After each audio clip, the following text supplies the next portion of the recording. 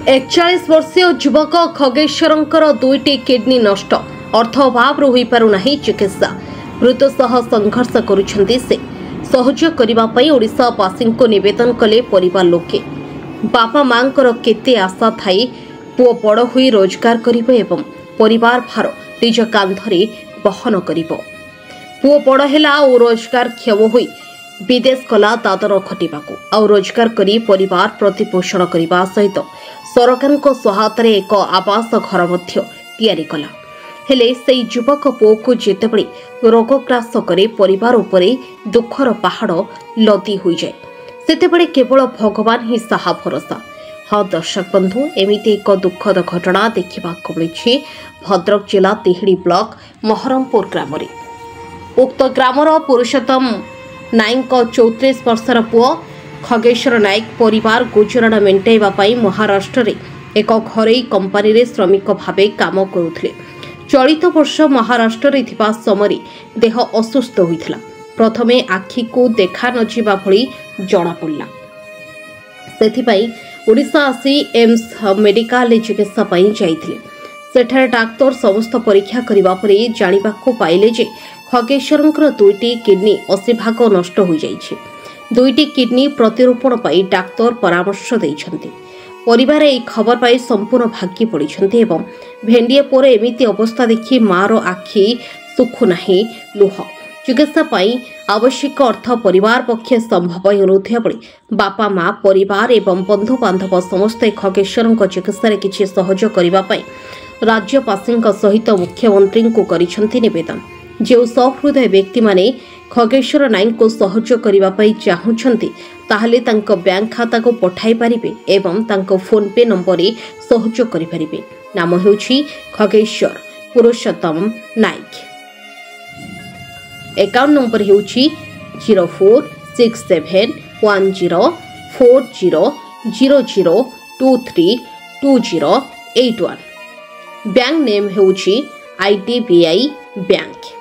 IFC code number हेउछि BIKL 0000467। PhonePe number हेउछि 7972915100। खगेश्वर नायक जिला भद्रक घर महरमपुर। मोर टिके मेडिकल प्रॉब्लम थिला तो मेडिकल टेस्ट कला डॉक्टर पूरा कहले आपनकर दुईटा को किडनी 80% फेल अच्छे। डॉक्टर पूरा क्लियर कहले जे आपन ट्रांसप्लांट निहाती जरूरी आवश्यक। तो जहाँ भी मोर अर्थ थिला सेतरे मु ट्रीटमेंट होउजी। एबे ट्रांसप्लांट पे अर्थ अभाव रे मो देहटा बहुत खराब होउजी। जदि ओडिशावासी किसी हेल्प करते तो मो जीवनटा बची जाता। खूब शीघ्र मुझे भल हो जाती। सरकार को अनुरोध कर मत किसी साहाଯ୍य करते।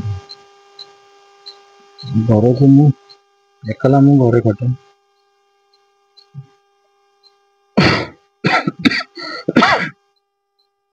मो पूरा पूरा घर निर्भर था। बर्तमान मु पूरा और किसी कर्मी काम ही कर अनुरोध कर किसी साहाଯ୍य करें।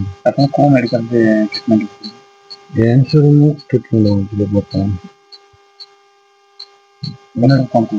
डॉक्टर कहते आपन को ट्रांसप्लांट निहाती जरूरी।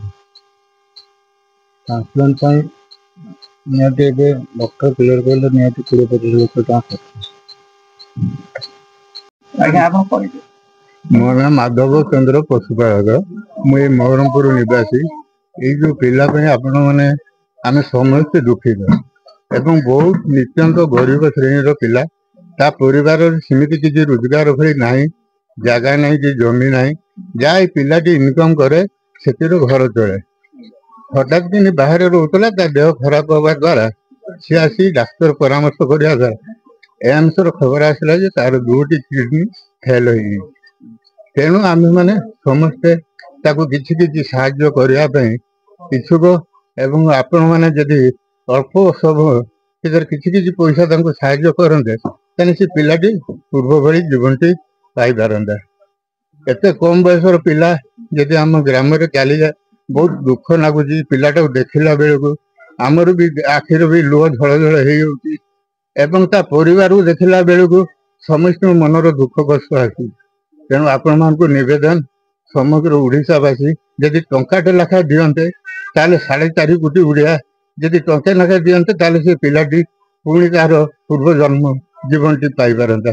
ସମସ୍ତଙ୍କୁ ନିବେଦନ, ଯାହା ହଉ ଆପଣମାନେ ଯାହା ବି ପାରୁଛନ୍ତି କିଛି କିଛି ତାଙ୍କୁ ସାହାଯ୍ୟ କରନ୍ତୁ। ହଁ, ସରକାରଙ୍କୁ ଆମେ ତ ଅବଶ୍ୟ ସରକାରଙ୍କୁ ଯାହା ତାଙ୍କ ସୁବିଧା ଅଛି ଏବଂ ସରକାରଙ୍କୁ ଆମେ ବି ଜଣାଉଛୁ, ତାଙ୍କ ଯୋଉ ଫଣ୍ଡକୁ ଆମେ ବି ଖବର କରୁଛୁ ଏବଂ ସେବା ସଂଗଠନ ମାନଙ୍କୁ ବି ଜଣାଉଛୁ। ଯାହା ବି ମିଳିବ ତାଙ୍କରି କାମରେ ଲାଗିବ ଏ ପଇସାଟି। ମୋ ନାଁ ଦୁର୍ଗାବତୀ ନାୟକ, ଘର ମୋହରମପୁର। କଣ ଆପଣଙ୍କ ପୁଅର ଅସୁବିଧା ହେଇଛି? ପୁଅ ବାହାରେ ଥିଲା, ସେ ତାର ଦେହଟା ଟିକେ ଖରାପ ହେଲା, କଣ ଆଖିକି ଦେଖାଗଲାନି କହିଲା। ତାପରେ ମୁଁ ତାକୁ କହିଲି ଘରକୁ ପଳେଇ ଆସିବା ପାଇଁ, ସେଠି ଚେକଅପ କରିକି ଆସିଥିଲା। ଆଉ ଏଠି ଆସି ପହଞ୍ଚିଲା ପରେ ଯେତେବେଳେ ଅତି ସିରିୟସ ହେଇଗଲା ତାକୁ ନେଇକି ଏମ୍ସ ପଳେଇଗଲେ। ଏମ୍ସ ଯାଇକି ଟ୍ରିଟମେଣ୍ଟ ହଉଛି, ଡାଇଲିସିସ୍ ବି ହଉଛି। 3 ମାସ ଧରିକି ଏଠି ଡାଇଲିସିସ୍ ଚାଲିଛି। ଆଉ ଯାହା ପଇସା ପତ୍ର ଥିଲା ସବୁ ତ ଖର୍ଚ୍ଚ ହେଇସାରିଛି। ଆଉ ମୋ ପାଖରେ କିଛି ନାହିଁ। ପୁଅ ରୋଜଗାର କମିଗଲା। ଆମେ ତାରି ବେକର ସମସ୍ତେ 5ଟା 6ଟା ପରିବାର ବନ୍ଧା ହେଇଥିଲୁ। ବଡ ପୁଅ ବି ଛୋଟା, ତାର ପରିଶ୍ରମ ସିଏ କରିପାରୁନି ବେଶୀ। ଆଉ ପାଖରେ ପଇସା ନାହିଁ, କଣ କରିମି? ସେଇଥିପାଇଁ ପୁଅକୁ ପୁଅ ହଉଛି ନେଇକରି ଭଲ କରିମି କେମିତି? ଡାକ୍ତର କହିଲା ଯେ କିଡନୀ 2ଟା ଲେଖା 80% ପଳେଇ ଯାଇଛି। ମୋର ତ ସେ ସବଳ ଶକ୍ତି ନାହିଁ, ଜମି ବାଡି କିଛି ନାହିଁ, ଖଟିନେ ଖାଇବେ। ମୁଁ କୋଉଠୁ ଆଣିବି? ଆପଣଙ୍କୁ ସେଇଭଳିଆ ସାହାଯ୍ୟ କରୁଛି, ସମସ୍ତଙ୍କୁ ଅନୁରୋଧ କରୁଛି ବା ସରକାରଙ୍କୁ ଅନୁରୋଧ କରୁଛି, କିଛି ସାହାଯ୍ୟ କଲେ ଛୁଆଟିକୁ ମୁଁ ଫେରି ପାଇମି, ନହେଲେ ସେ ଛୁଆର ଜୀବନ ଗୋଟେ ରକ୍ଷା କରିମି। ଭଦ୍ରକ ବାସୁଦେବପୁରରୁ ରଞ୍ଜନ ମଲ୍ଲିକଙ୍କ ରିପୋର୍ଟ, ନ୍ୟୁଜ୍ 88 ଓଡ଼ିଶା।